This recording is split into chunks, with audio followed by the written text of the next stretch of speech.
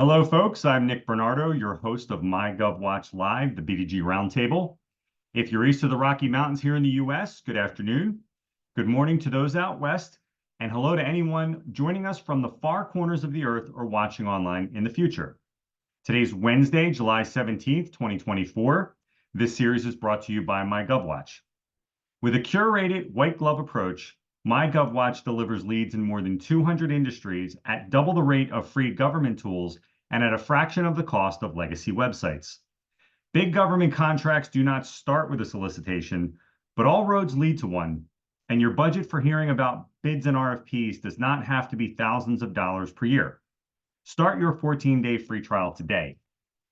Well, folks, here we are in the dog days of summer, middle of July. And for those of you who have not joined us before, and I can see that there are some people on here who have not joined us before, and certainly some who have, I like to do fun backgrounds for these sessions. These are very casual sessions. This is not a stuffy presentation.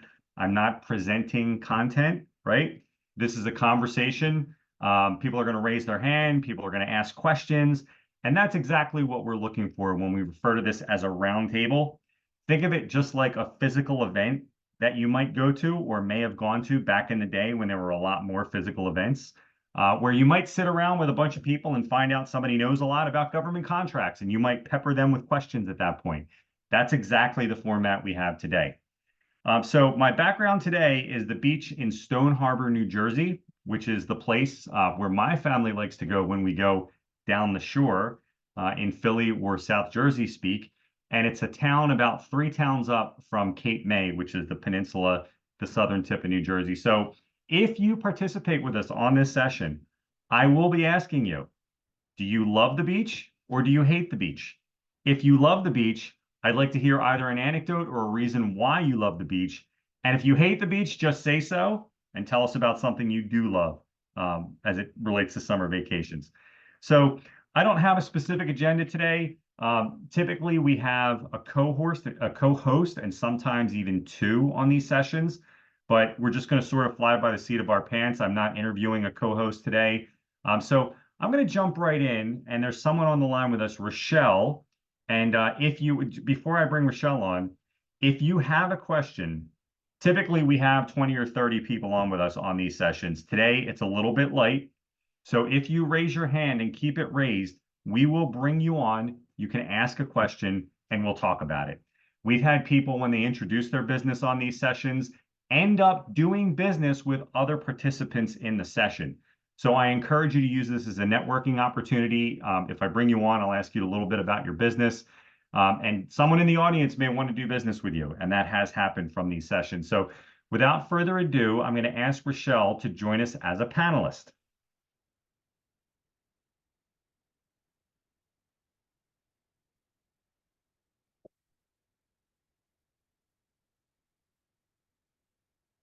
And Rochelle, we just need your audio. We'd love your video, but we'll take just your audio. And folks, that applies to you as well. If you want to jump on just with audio, that's fine. Video's even better, but that's up to you. Rochelle, welcome to MyGovWatch Live. Thank you. Thank you so much for having me. Yeah, Excited to be here. welcome. Well, let's start where I said we would start. Love the beach or hate the beach? Actually, I love the beach because I'm in Clearwater, but I hate the beach when we have the hurricane season. So it's a love-hate relationship, And what do without a you love doubt. about the beach? When you love the beach, what do you love about it? Oh, absolutely, the peace and tranquility. You really feel like you're with nature.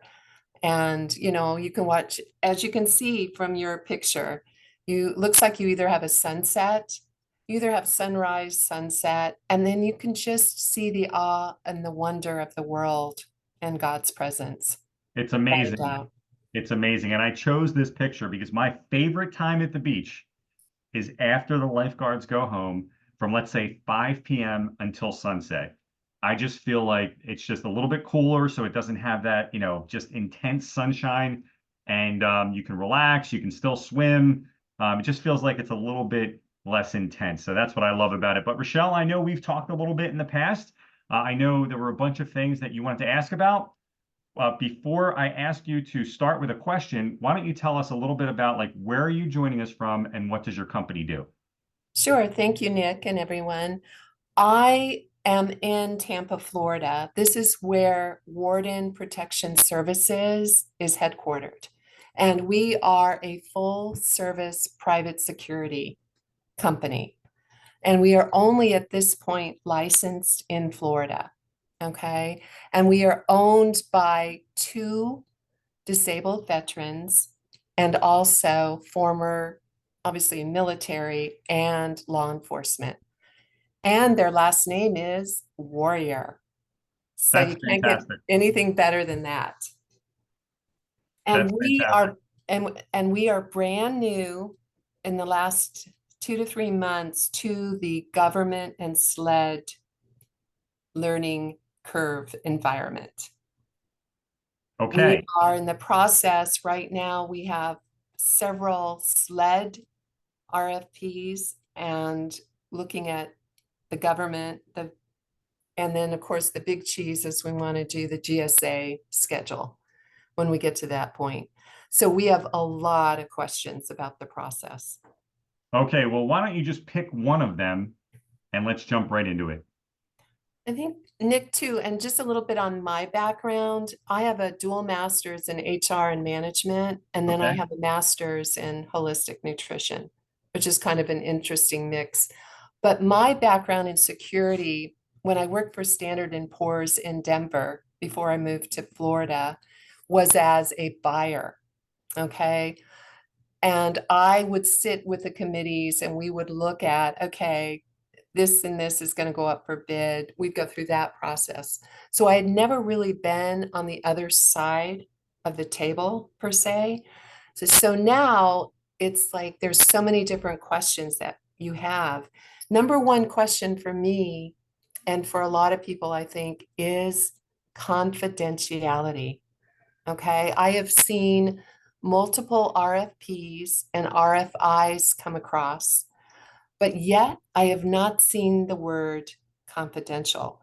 So I mean, in terms of we are going to bid on this security guard, unarmed, say in Port Lucie, Florida, right?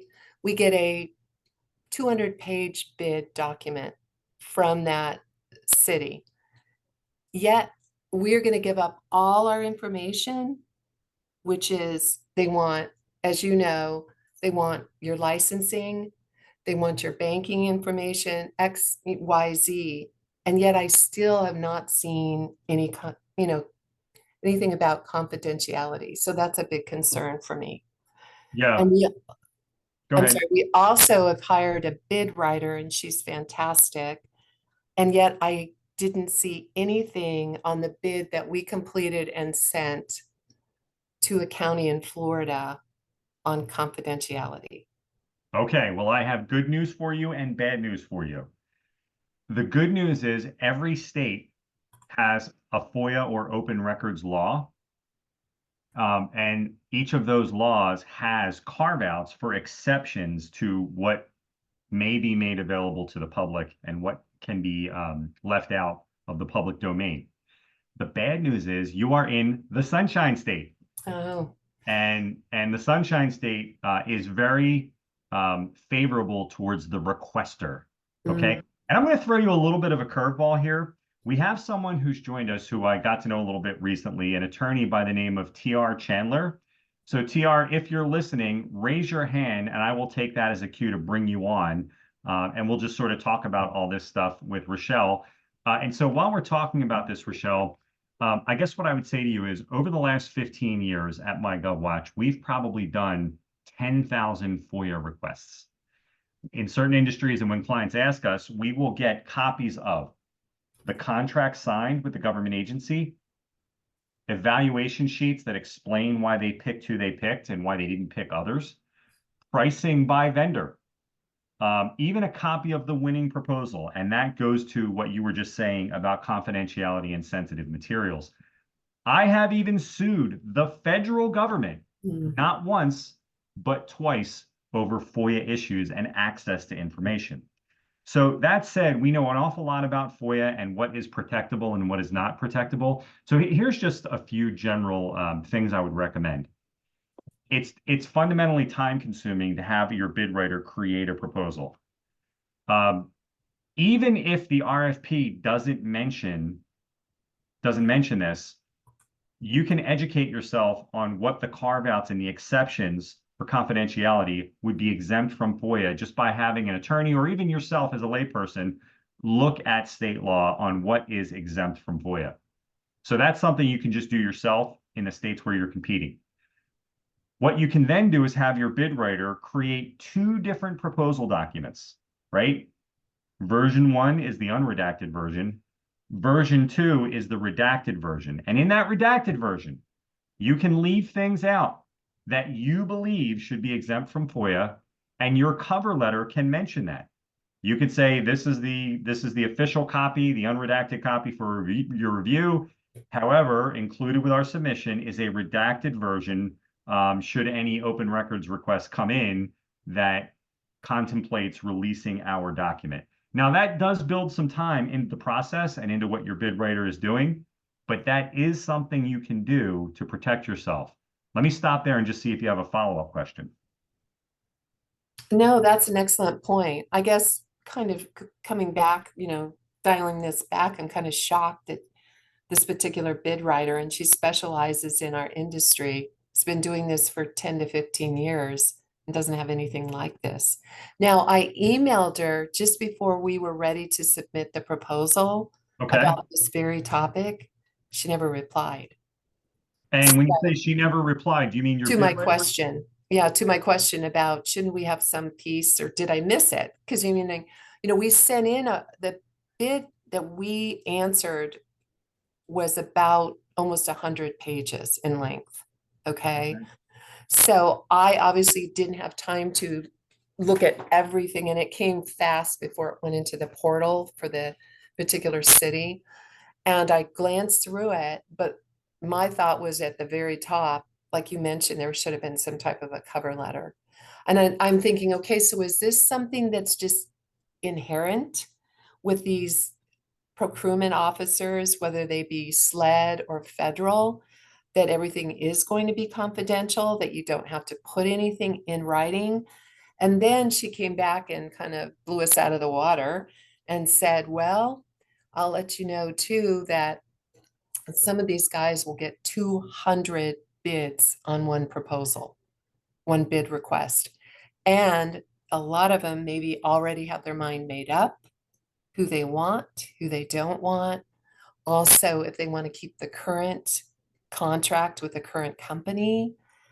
And, that just kind of stumbles into another set of questions. But then there goes the confidentiality. Do they share that? My first thought was, do they share that, our bid, with the current contracting company or with others? Yeah, so you covered a lot there, and let me just kind of cover what I think I can cover based on what you were talking about. So it really runs the gamut, and it depends on the opportunity, and it depends on the state and the jurisdiction as to what they will do and what they won't do. Here's the first thing you should know, just kind of like set the table. The average bid writer can be very good at writing bids, but doesn't necessarily have a lot of experience with open records. And unless their client or their employer tells them to make it important, they would have no reason to make it important. Now, if you tell this person you need to make this important from now on, that's reasonable. But I just wouldn't ding the bid writer, because that person, is trying to make a living. So unless someone tells them to make it important, their default would be not to make it important. On the other side, I would not assume that every contract has an open FOIA request against it.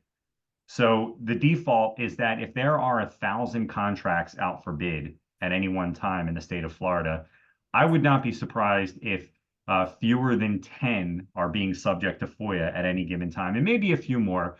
But I know this from the people who are using our site and adopting it every week and every month. People are generally not aware of their rights to obtain this kind of information. So I wouldn't assume going in that every bid that you're submitting is subject to FOIA. And oftentimes when someone does a FOIA request, they're only asking for the winning proposal. So if you were one of 200 bids, probably it's not going to be released. Now, if you do a redacted version, what you can almost always protect would be sensitive IT information, sensitive process information, so something that's unique about how you provide your services, information about people, so personal information about owners, employees, org charts, things like that, client lists, and then outside of that, it gets a little tougher to protect. Can you think of anything outside of those areas that you feel should not be made public? Oh, your financial documentation. Yes, you're right. Absolutely. Oh, yeah, because they do ask for that. They want to Yes, know your routing number and your bank, and also they want to know your revenue. Right. yes. So That's huge. sensitive financial information Yeah. would definitely be in that group. hmm Yeah, those are things that, you just don't want out there. Just loosey, you know what I mean? Just so anybody can see that, or if someone pulls that as a request and For it's sure. included. For sure. For sure. And TR is with us. TR, I'm just wondering if you have anything to add to this, if you'd like to turn your audio on, or you can just, stay on mute and just jump in whenever you see fit. Yes, thanks so much for having me on. I'm just here in the parking lot. My friend is in her last round of chemo and kind of waiting. Yeah. Can you hear me? Yeah, and TR, before we go further, I'm going to put you on the spot here, okay? Do you love the beach or do you hate the beach? Oh, I love the beach. I'm a California girl, so I'm a water rat, like boogie boarding, swimming, the ocean. Like I'm a San Diego girl through and through. So, I'm on the East Coast now, so we go down to Outer Banks and we go all over the place. And what do you love about the beach? I love the beauty, the simplicity of it, just sitting there and watching the water. I love watching people. I'm a people watcher. And but I love just being in the water and then just sometimes just sitting and relaxing and not thinking about anything, just watching this wonderful creation that we all get to enjoy. Well, fantastic. And TR, only because I wasn't able to bring you on as like a formal co-host, but we spoke recently. Sure. Can you just tell everyone watching what do you do and where are you doing it from?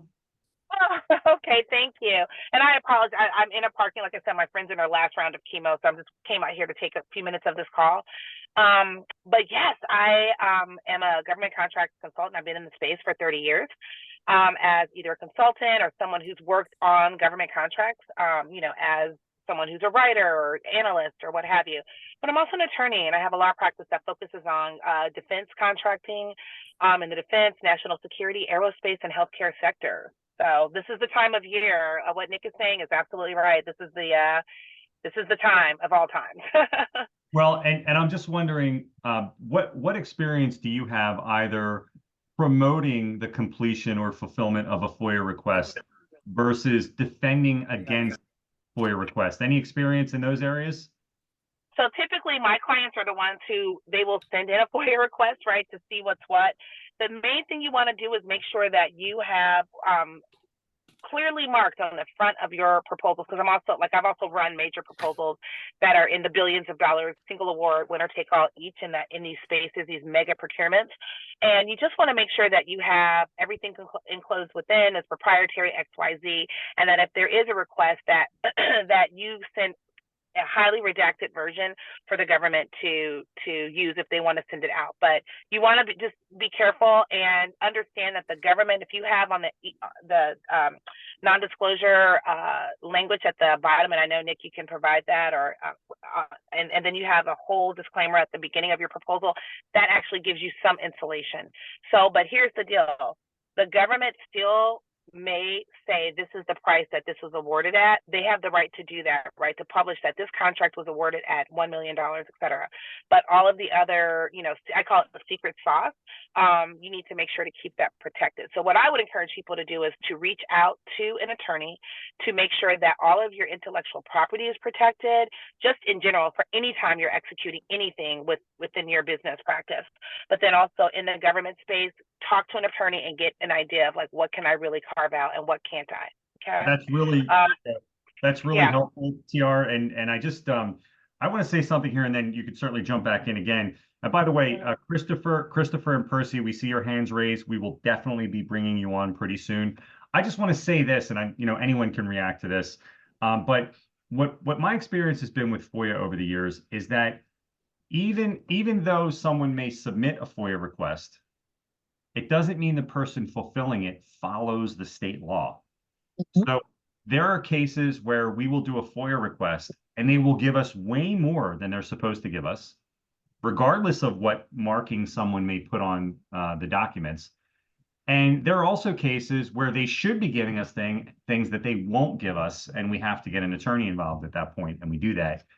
So just keep that in mind, is like there's the law the way it's written, and then there's what people actually do.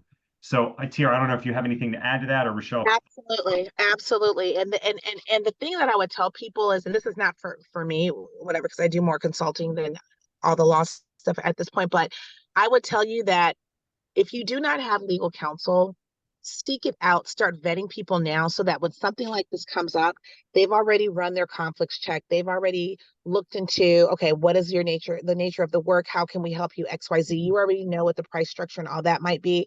Again, this is not for me at all whatsoever. But one of the things I see small businesses and large as well, they wait until there's an issue to reach out to an attorney. You want to vet people proactively, so that when you need them, it's just a phone call. It's not a phone call, a 3-day waiting period, conflicts checks being done, and all of that, getting to know the attorney and tell me the nature of your business, all that's done. So when you need to pull the lever real quickly, you have someone in your corner ready to fight, and they know you already very well. And that's, if I could offer that to anyone, I would strongly suggest you do that in your state or what have you. Okay, thank you. Not a bad idea. So, Rochelle, I know we were going to talk about open records. Do you feel that adequately covers that part of your questions? Yes, that's extremely helpful. Okay, and we can do this. We do this format different ways. Do you want to jump in with another question now, or would you rather just sort of think about things, and I could bring somebody else on and keep you on with us, and everybody can jump in whenever they're able? Well, there is, obviously, because we're new to this, and I'm looking at it from just submitting these bids, it seems like, and maybe this isn't the right terminology or statement, but it seems like it go into a black hole. What is this kind of this step by step from A to Z? Okay, so you submit the proposal, right? The RFP. Then what's the next step? How many days does this take? How many weeks does this take? Does this take years? There's a selection process, or back that up, before the selection, there's a committee that has to be formed. How long does it take to form the committee? Has the committee already been formed prior to this? It just seems like there's not, and also I will clarify this with, there's not a lot of open communication. It's all done via the portals.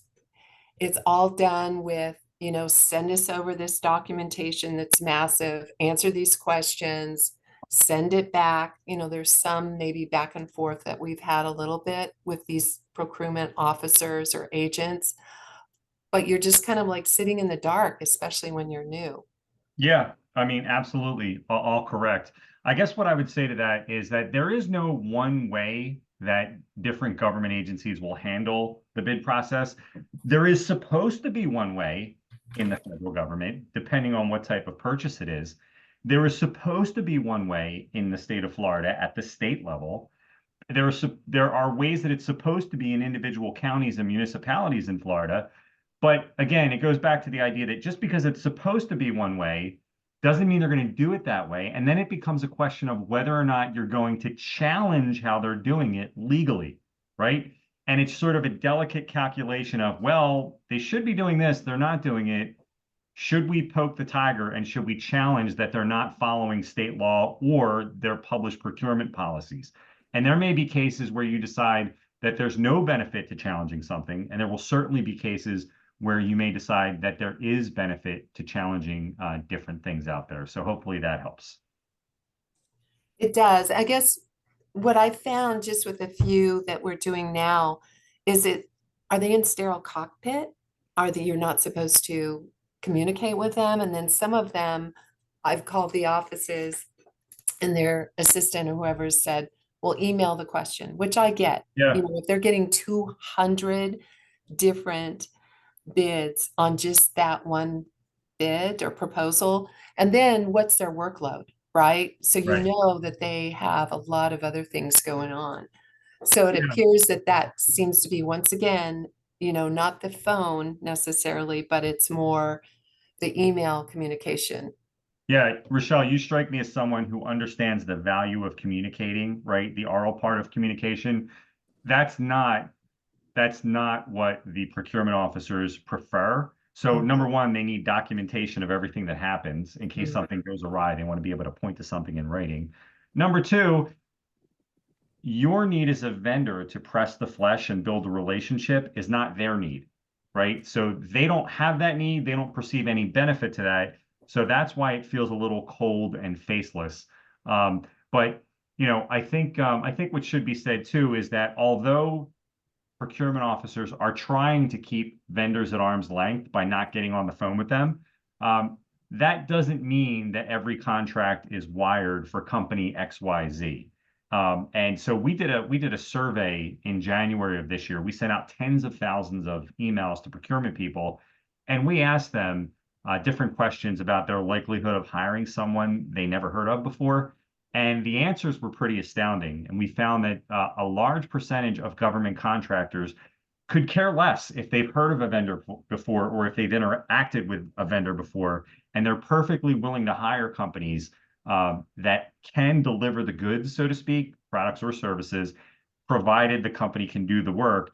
It's not necessarily, it may be important to you that they know who you are before the bid, but it's not necessarily as important to them as it is to you, if that makes sense. It does. And I guess to dial that back a little bit is there's a lot of the companies that have mentioned, and a lot of my friends that do bids in different avenues with SLED and with the federal government, is to introduce yourself prior, to get to know them prior to the bids coming out. So you're not such a newbie on the block. So they have an idea of who you are, and what you're capable of doing. Do you find that? Maybe do other people find that as well? Absolutely. We call that the gold standard in business development and government.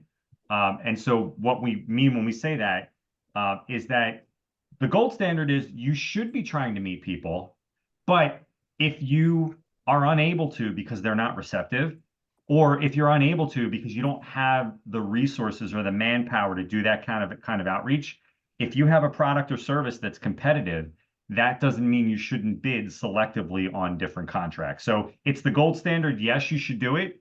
But for an industry like yours, protective guard services, I would think that based on your corporate clients, your references, your disabled vet status, you should be able to win some contracts surely based on the volume of opportunities every year. Great. Okay, thank you. So, Rochelle, do you want to stay with us? I'd like to bring Percy Edwards on. Percy's been typing in some questions. I'd like to bring Percy on live. Do you want to stay with us and maybe jump in when it's appropriate? Sure. Yes, Okay. absolutely. Thank So, you. Percy, we're going to bring you on, and then Christopher Hallam, we're going to bring you on right after that. Let's see if Percy will join us.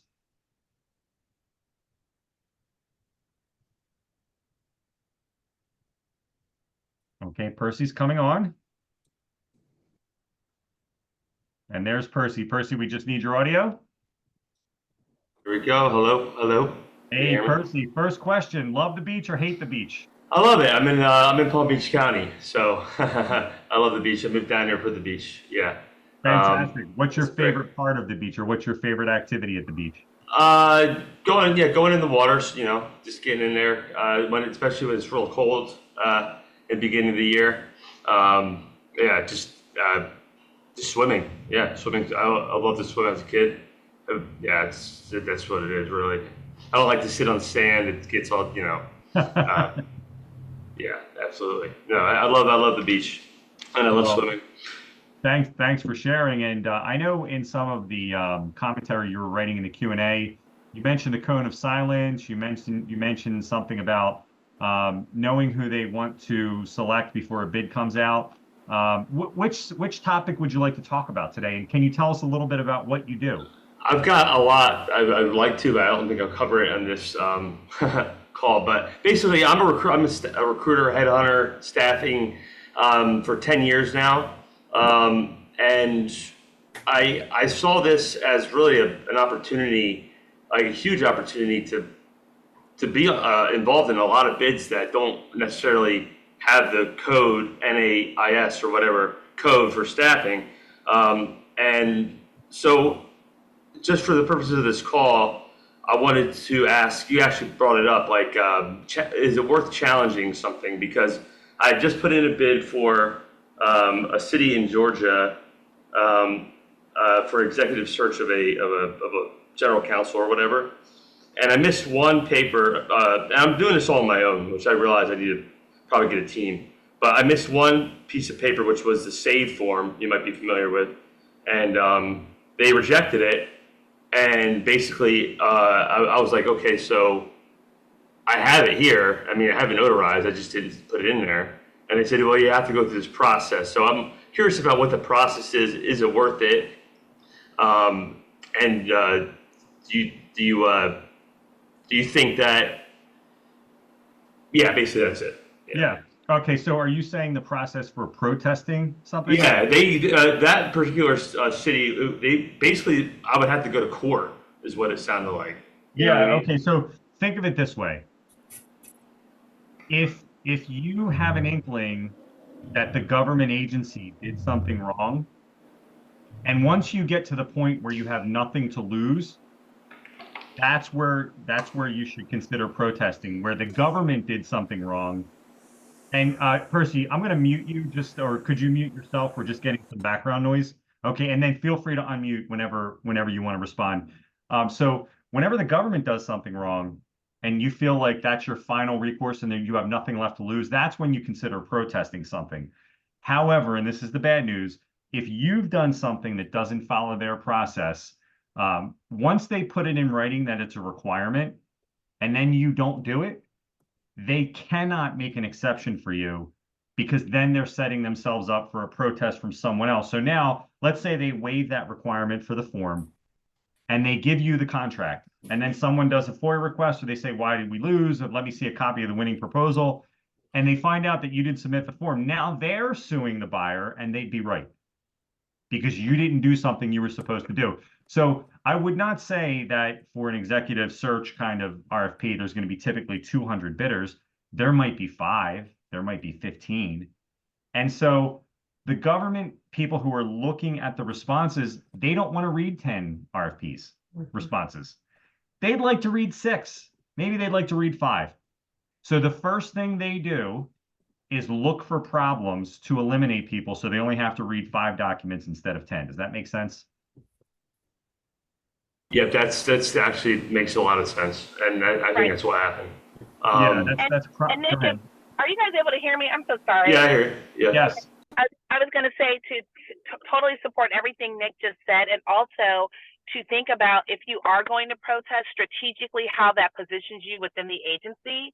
If the agency feels that, even if it was their fault, if they feel like it was something that, if they feel like you're going to protest every single thing, a lot of times these agencies will look at you as being a problematic bidder.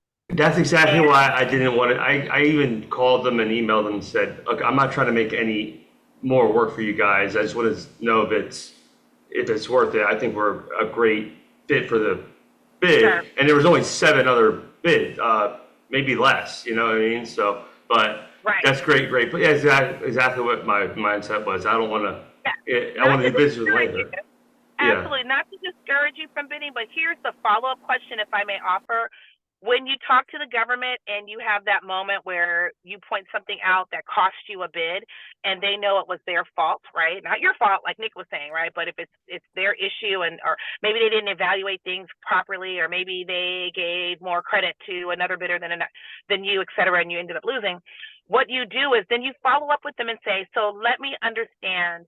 This is where we are right now. That's fine. I'm not going to protest because I want to maintain a relationship. Like, you need to have that conversation with them. And then what you say to them is, I've looked on MyGovWatch.com and I see that you have these other 5 opportunities coming out. I'll be making sure that we submit on 3 of them because they're right in our wheelhouse. So please make sure to keep us in mind. So that way you're letting them know I'm looking to maintain a relationship here. I'm not going to poke you in the eye too severely for this, but I want to keep you on your P's and Q's because as a small firm, this costs us money to bid on things. And so, and then, you know, so that's just another thing that I suggest people do when you are a disappointed bidder. And Nick, may I just say one other thing? I was trying to hop in on the last point with the government blackout period. Guys, the government at the federal level, and this is also runs down to the states as well, they have different ways of looking at it, but it's all the same. The government has a very much vested interest in having competition, transparency, and equal conversations with everyone. So if something comes down a pike and you bid on it, you submit it to the government if it's a solicitation, not if it's an RFI or not if it's an RFQ, right? Because those are pre-solicitation. You're not blacked out from talking to the government. But if it is a solicitation that you submit, you are not able to talk to the government anymore unless you submit formal questions to which the government will respond with formal answers to everyone. The government, because of the Competition and Contracting Act of 1994, federal level, they want to make sure that if Nick submits a deal and I submit a deal and I call Nick up and say, well, what about X, Y, and Z? And he gives me a little tidbit of information. Everybody needs to have that tidbit of information because if that gives me an unfair advantage in bidding on the work and it helps me win the work, then that is a bid protest waiting to happen. So that's why when you submit opportunities to the government, it seems like they go into a cone of silence. They are required to. And that sort of battle rhythm runs down to the states many times. Most of the states follow FAR, which is a federal acquisition regulation type rules when they are bidding on or when they are accepting contracts and it gets into their source selection of in their acquisition life cycle. So thank you. I know I'm going to bore you guys with all of this, but I did want to share why it is that way from the government. Thank you. TR, that's absolutely helpful feedback. And TR, by the way, knowing you are where you are, you know, feel free to jump on and jump off. And if you just leave the session at some point, we'll totally understand. So Percy, have you been bidding on a lot of contracts, and you know how many submissions are you making a month or a quarter? My goal is to try to do 2, but it's been challenging with my regular workload. But I'm going to be able to do at least 1 a month. I'm so close to another. Georgia seems to be just a lucky one for me for some reason because I did 2 bids for them. One. They responded. They said, you know, it was nice of them to respond. Say, maybe are they required to respond? By the way, so are they required to respond to if they reject? If they reject you? Not necessarily. Okay. Yeah. So basically, are you familiar with the term debriefing? Yeah. Okay. So, you know, just as a matter of course, whenever you lose a bid, you should consider asking for a debrief.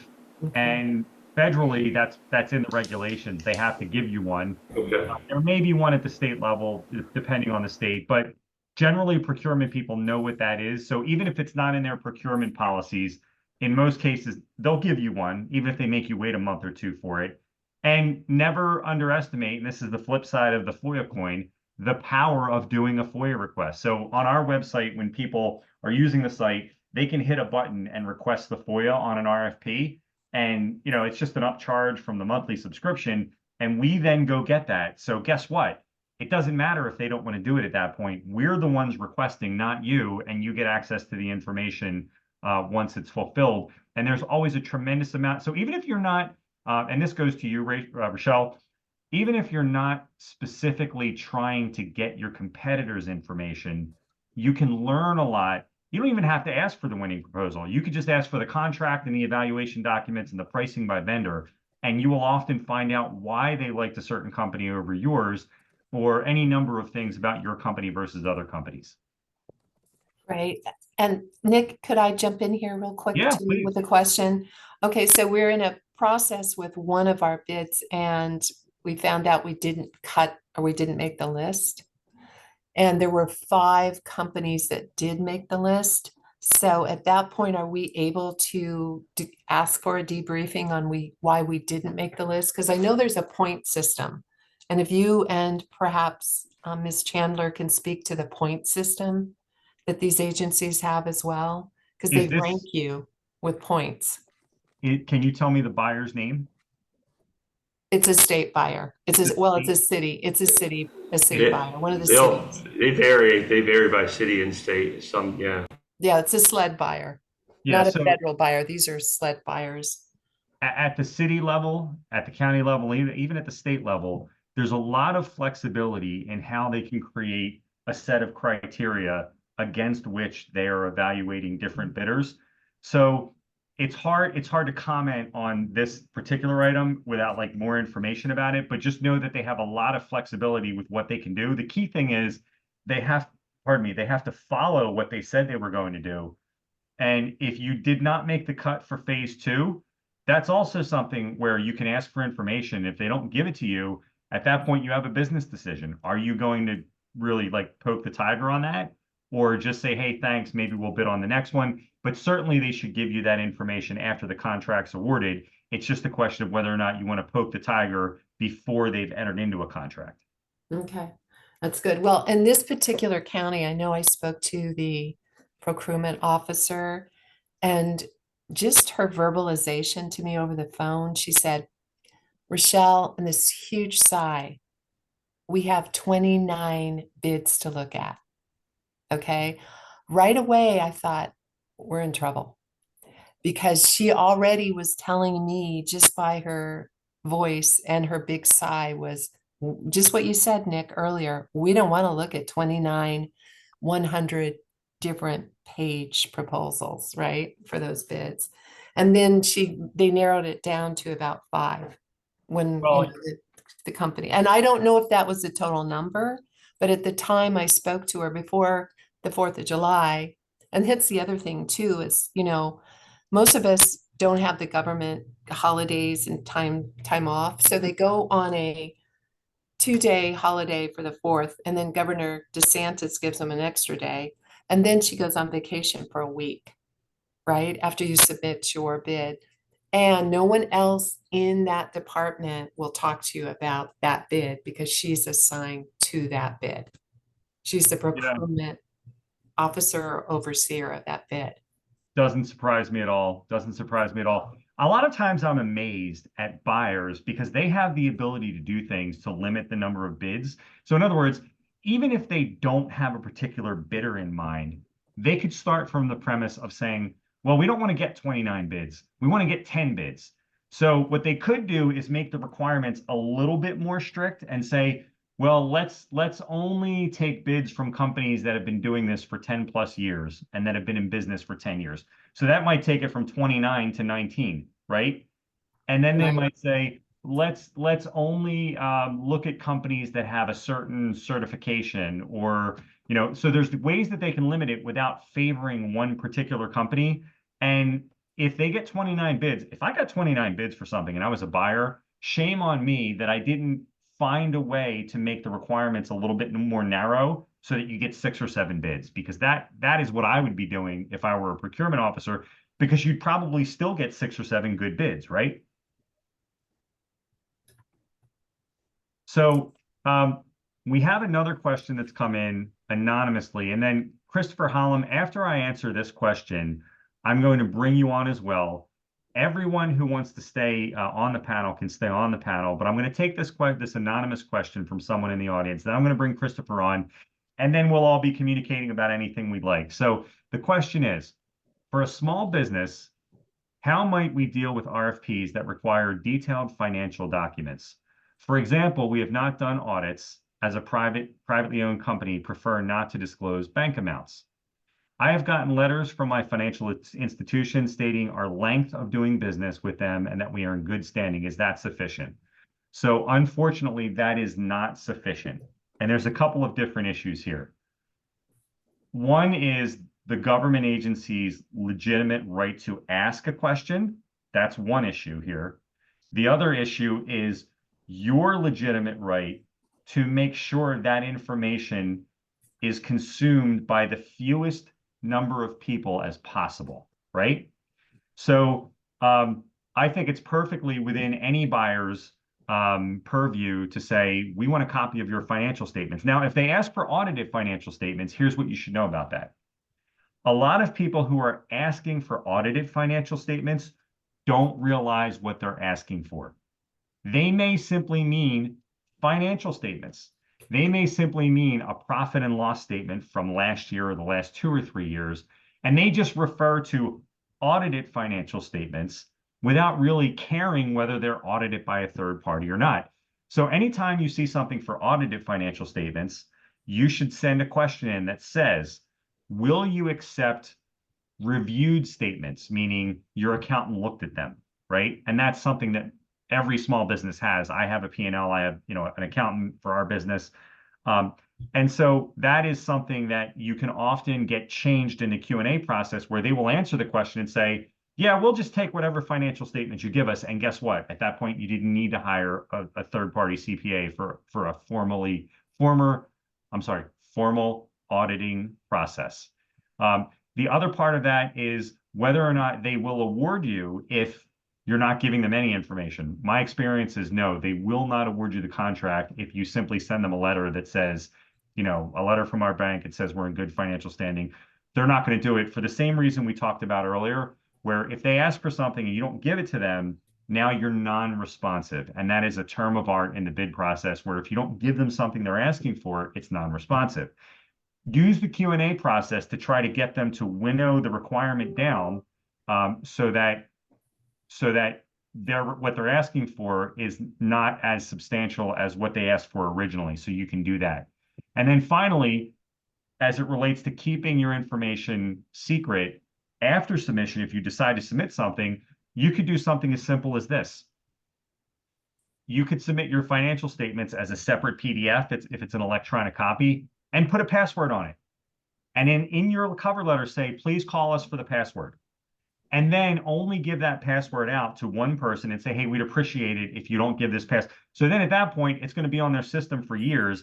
And, good luck having someone who's got a FOIA request against it. They're probably not going to get that password. So hopefully that answers your question. And as a follow-up question, I think the same person is asking, would that eliminate a small business that's just starting and has no significant amounts to show? Not necessarily. So there is a concept in contracting of past performance, and they can look at your personal past performance, right? And if they don't specifically say in the bid, you must have an LLC or a corporation, you must have been in business for 2 years. If they don't specifically say that, then you can use your personal resume to tell your story. And you may not ultimately win the contract, but they cannot dismiss you out of hand because they have not made that a requirement. So I'm going to bring Christopher on. Hey, Nick, just while you're bringing him on, can I just add one more thing too? You mentioned the term of art in the government. Yes. And one other term of art that the government uses is responsible bidder. Like there's actually like a definition for that. And the reason the government is asking for these financials is they want to make sure that you have contract and mission continuity so that you have the funds to pay people that are working for you, that you are a viable and stable business, that you are what they call a responsible bidder, that your money is taken care of and that's it's straight, and also that you have sort of all of the infrastructure that any other business should have. Because what they don't want is to award a contract, which has happened. People start performing, the government takes a while to pay. All of a sudden, people aren't being paid. The contract is at a standstill because folks aren't being paid. So now the continuity of the mission is threatened, and that is why they ask for that documentation often. Thank you. Yeah, and just as an aside, I don't think that government agencies should be asking for everything under the sun, but I feel it is a legitimate line of questioning to just verify that you have financial strength, so that for the very reasons you cite. So, Christopher, welcome to MyGovWatch Live, and hopefully you heard at the beginning. I want to put you on the spot. Love the beach or hate the beach? Love the beach.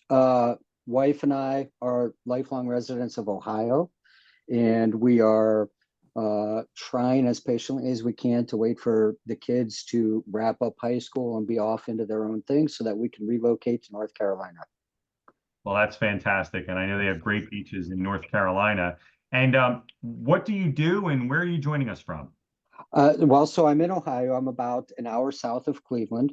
My wife and I have our own LLC. We are a software architecture and development consulting. We largely to this point have been relying on project listing boards, word of mouth, repeat work, things like that. And we kind of got tipped off to the whole RFP world recently and have kind of started digging in. And I have a couple of questions. It's all related, and it's kind of a multi-part question. First off, I have identified a couple of RFPs that we would like to put together some bids for, and we're kind of lost on some of the process. And I'm curious if there are resources out there that kind of can walk you through some samples or some templates or some things like this for some of the content pieces in the beginning. Give us your company background, give us your capabilities, give us this, give us that. And I know, there are a lot of almost marketing level ways to go about those things. And I don't know that I'm really proficient or enough in the know to try to tackle that kind of thing myself. So that's kind of the first part. And then the second part is we've been talking with a couple of RFP bid writing service companies, and I'm wondering if anybody has experience with them. If some of them are maybe flat hourly rates, we're wondering how to try to gauge the risk reward on that type of thing. Some of them are percentage based, which can potentially be enormously more expensive on a larger project. And so I'm curious if anybody can speak from experience, whether, what kind of value there is in that. Is it really worth paying somebody 5% of a $1 million contract, or, and so on. So that's kind of. Yeah. Can I jump in for a second? Great questions. Percy, I'm going to jump to you in a second, and Okay. certainly I want your feedback on this. But Christopher, I would say to you first that that kind of consulting is something I did for about 15 years earlier in my career. And I provided services as sole proprietor 20 years ago on a flat fee basis. And I also provided services on a percentage basis if the deal was big enough. And at time, there were times where we had staff doing that. The future, and you'll appreciate this as someone in the tech space, the future is bright, because it's always been a very difficult thing to respond to RFPs, and it's still an intrinsically difficult part of the process. But it is also an area that is ripe to use artificial intelligence and content creation. And I think that's coming. And I don't think it's going to take 15 years. I think it's going to take 5 to 7 years before there are marketable things that you can really use. It really depends on, are you planning to outsource all of this work? Let's just look at the reality now. You need someone to help you with this. Do you have time to do it yourself, or do you need a part-timer, right? Or is a part-timer just going to supplement what you're doing? So do you have time to do this yourself? Let's start with that. Are you talking about to put together the bids and proposals and that Yes. kind of thing? Yes. It would depend on workload, obviously. My goal would be that as we kind of grow, that we staff up and I oversee and kind of tech lead the projects themselves, and potentially still have time slated to go off and work the pipeline and continue producing new bids. But how realistic that is, I can't say. Yeah. So at that point, you're looking at either a full-time employee or you're looking at a freelancer. And the thing about freelancing is, as somebody who's done it, I would always tend to gravitate 20 years ago to the company that wanted me to do something for them every month. And so ultimately, we moved to a pricing model where there was a minimum guaranteed spend every month, meaning whether you hire the person for one project or 3, you're paying them something every month, and it might be $500 or $1,000. And then a project fee on top of that, so that the more projects you do in a month, the lower the average became. So if they say, okay, I want $1,000 a month, and I want X amount per project. Now, if you did 3 projects, divide them all by 3 plus the monthly retainer, the average just went down the more projects you did. So we found that model worked really well with companies that, had a budget of $3,000 to $10,000 a month for proposal writing. And with that kind of budget, you should be able to find somebody really good. At that, I'm just going to shut up for a minute and have some of the other folks who are with us who are hiring or have hired consultants chime in. So Percy? Yeah, I wanted to say, I have been trying to basically partner with web design, web developers, because I see a lot of RFPs for that, and offer them the opportunity to, bid. I'll bid it for them, help them just do the process, like Nick, I guess, was doing 20 years ago. And then it wouldn't be an upfront fee or anything. It would be, if we win the bid, I get, 20%, 30%, you get the rest. So that was a question I had. Is that something that's common, Nick, or is that taboo, to sort of do that type of partnership? It's relatively common. It's certainly not taboo, but as somebody who's been paid a flat fee and then a percentage, in the later parts of that part of my career, I was looking for deals that were a percentage because I wanted to help people write proposals where I knew I just needed to push them over the finish line and have a windfall at the end. As a business owner looking to keep costs down, I would be looking for someone. Here's who I would be looking for. And there are different freelancing boards out there, Fiverr, you have different things out there. I would be looking for people who want to work from home, who don't want to work full time, and who have extremely good communications and organizational skills. And there are lots and lots of people who, I don't know, because of childcare issues, that's one really big example. I would be looking for someone who can't take a full-time job, who can't justify outside childcare, but who has really good skills in these areas. And I would be looking to pay them a flat fee and guarantee them X amount of projects per year. That's what I would be looking to do. I want to throw this out. I've got an RFP that I found on MyGovWatch. It's a city RFP for a software system. And by my rough estimation so far, and I'm pretty new into kind of digging through all of the information they've provided, I'm guessing this to be anywhere in the high 6 to low 7 digit as a final bid. And I know I'm confident in my ability to put together all the technical information for the bid, but the kind of marketing and sell myself part is what I'm really shaky on. And I know my odds are probably not great. For example, Oracle is one of the companies that's bidding on this. They've submitted questions for the city. And so do I tackle this myself? Right now, my wife and I were sitting on about 6 weeks of unexpected. Our last contract ended. There were budget cuts and we lost our contract. So, having a fund that we can throw at something is kind of a luxury that we're struggling with at the moment.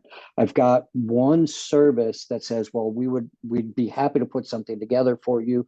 We're estimating 50 hours to do this RFP and we want $250 an hour, which is, but that's a nut to send out when you have nothing coming in right now. We have another company that just stop you right there, Christopher? I just want to stop you right there. I think the median household income in the United States is like $60,000. I think that's pretty close to accurate. So even 7 to 10 years ago, when I stopped doing this, the most expensive hourly rate, should be at least half that. And I think even in today's economy, with how expensive it is to live, right? If I were hiring someone to write a bid hourly, I would be looking to pay 50 to 75 bucks an hour to someone who is a sole proprietor who simply knows what he or she is doing. Okay. And I've got another service that's saying, we'll gladly take this on for you.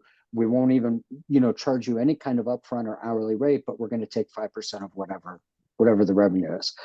At, a flat $1 million, that's a hefty price to avoid any kind of upfront cost, but then it's going to hit us that heavy on the back end. That seems excessive. So that's kind of the landscape that we're trying to sort out, and with any of these, we don't even have any guarantee, what are the odds that they're going to improve our chances of winning the bid in the first place? Absolutely. And I think, Nick, can I jump in real yeah, quick? please. This is Jump in. Rochelle.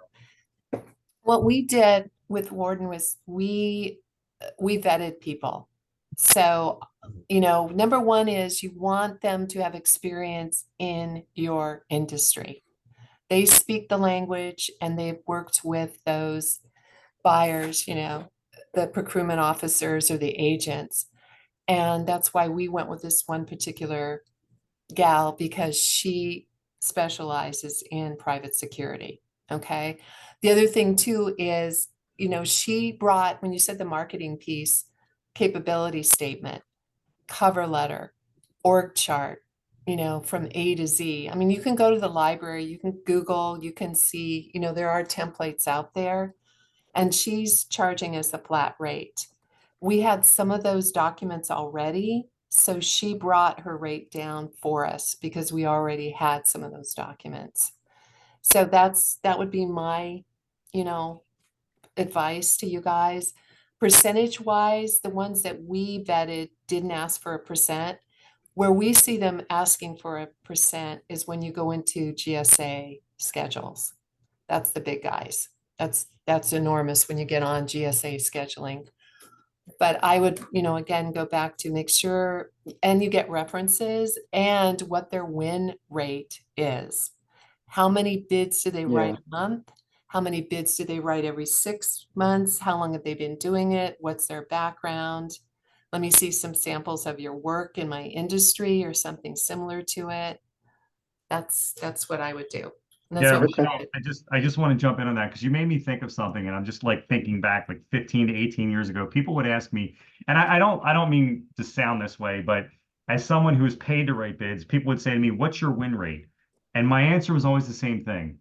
What's your success rate? I would say 100% of the time when you hire me, your bid will be better than if you didn't. That Mhm. was my answer. And Mhm. I really meant that. I really meant that. Sure. And as someone who's done this, I was never in control ultimately of whether someone wanted to pay me to do something. So if somebody offered me $5,000 to write a proposal, I might tell them, look, your chances of winning this aren't great. And they might still want to pay me the 5,000. And then I'm like, well, should that really be counted in my denominator? Right, right. Well, and that's what we see. And when I talk to, you know, I've probably vetted for Warden, I probably vetted at least a dozen companies and whittled them down and presented them to the owners, about 6. And some of them, even, you know, talking to them, you know, if they know what they're talking about. And if they only give you 10 minutes, that's not enough. If they give you 30 minutes and then it ends up to be an hour because they're really questioning you on why you're doing this and what you want to go after, that's a win. That's a huge win. And then the rate that we found is, you know, a couple $100 an hour or so. But again, it shows to what the experience is. The other thing I'd say too is once you have those documents, you guys, you have them. You can reuse those documents possibly. And we found someone that is like train the trainer, right?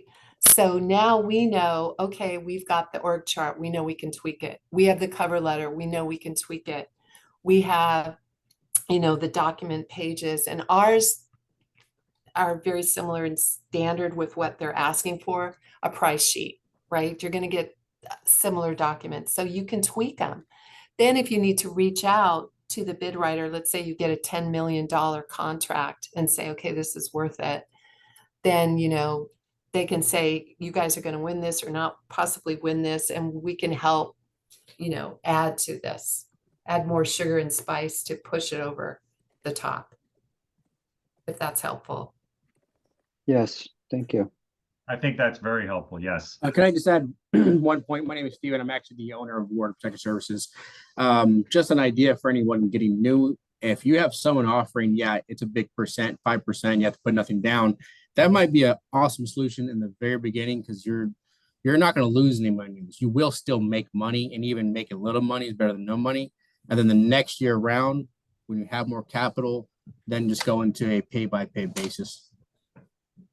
Yeah, and that's kind of how we were looking at it too, that, you know, to reduce or eliminate the upfront costs that we're kind of struggling with, whether we want to pull that trigger or not. Do we eat the larger cost in the end? Exactly.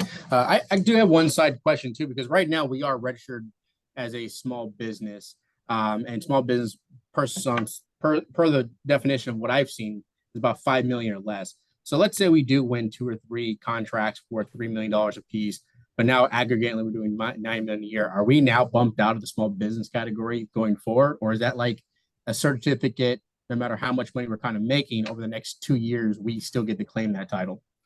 Yeah, great question, Stephen. And I just want to clarify, you are referring to federal contracts here, right? Correct, federal. Okay. And so for anyone who's not familiar with this in federal contracting, the federal government has a definition by industry for what is or is not a small business.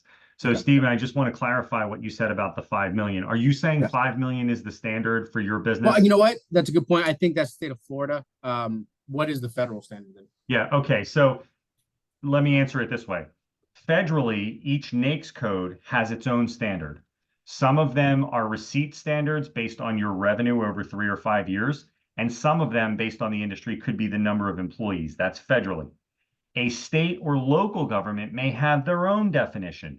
So you could be considered a large business for a federal contract, but a small business on a state contract because they're allowed to have different definitions. So do you want to talk federally, Stephen? Only federally. Okay. Okay. Yeah. So, unfortunately, the government does have the ability to size you out of small business opportunities.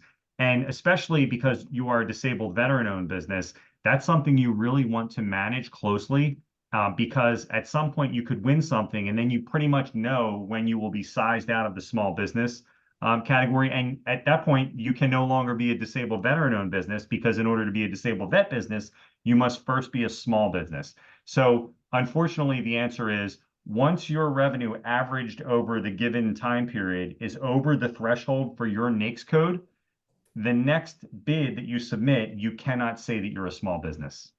Understood. One more question. Let's say we do grow to that size for 3 years. Now we're bumped out. We're considered no longer small business. But let's say we lose that contract naturally over time, and then now are we able to become a small business again 2 years later? Absolutely. Absolutely. Your small business assertion is a self-certification under penalty of federal perjury laws. So when you're on sam.gov, as you may remember, there's a point at which they're asking you questions about your assertions. If you assert that you're a small business, then that better be true. And people have gotten a lot of trouble for intentionally misrepresenting things like that. And I know you may be shocked to hear this, Stephen, but there are even companies that claim to be disabled vet companies where, unfortunately, it's not like your business where you run it. They will just be a figurehead and compete with you unfairly. And it's not really a disabled vet business, because the disabled vet in this case is a puppet. And that's not fair to you. So Got it. Yeah. but to answer your question directly, yes, you can become a small business again, but it takes a long time, right? Because let's say you lose a contract and 2025, you lost that contract. They're still looking at 3 or 5 year averages. I forget which one it is. So you have to wait a few years until your average goes below that threshold. Gotcha. Okay. No, understood. That makes a lot of sense. Thank you. Yeah, it's something that comes up in federal contracting all the time. And if anything ever comes up about, when you would become a large business before you bid on something, we're happy to answer that, even if it's offline confidentially. Understood. Is that the cutoff? It just goes from small to large? Is there a mid categorization? Unfortunately, there is not a mid-sized company. You're either small or large federally, and within small, you can be other things. You can be disadvantaged, you can be vet, you can be disabled vet, you can be hub zone, you can be woman-owned. But to be any of those things, you must first be a small business federally. And it looks like there's something in the chat. Let's see if it's a question. Guys, we're at about 1 hour and 10 minutes, and this typically goes 90 minutes, and I certainly have 20 minutes more. But if this ends organically, in a few minutes, that's fine as well. So let me just ask that as a question. Stephen, Christopher, Rochelle, additional questions? Currently, no. That answers a lot of my questions. Yeah, and Christopher, let me ask you, how long have you been using our site? Pretty recently. I think I located it originally a number of months ago, but I only signed up and I'm just sitting on the free plan for right now. So I'm limited to just look at my own state, but maybe Okay. for about a month or so. Yeah, okay. Okay, if you ever want to engage with looking at things that would be beyond that, we're happy to run some reports for you. Great. Okay. Okay, excellent. Okay, and it sounds like that's it, and that's just fine. We have no hard requirement to keep this longer. So if there are no more questions, we're going to wrap it up. Yeah, thank you. Thank you. All right, That's so- great. Yes, Thank you so thank much. you. I Thank you. appreciate all the Folks, that'll do discussion, it for everybody. today's edition of MyGovWatch Live. Remember, if you're not already a subscriber, start your free 14-day trial of MyGovWatch today. If you want to win more government contracts for less, you'll be glad you did. Thanks, everyone. Thank you. Thank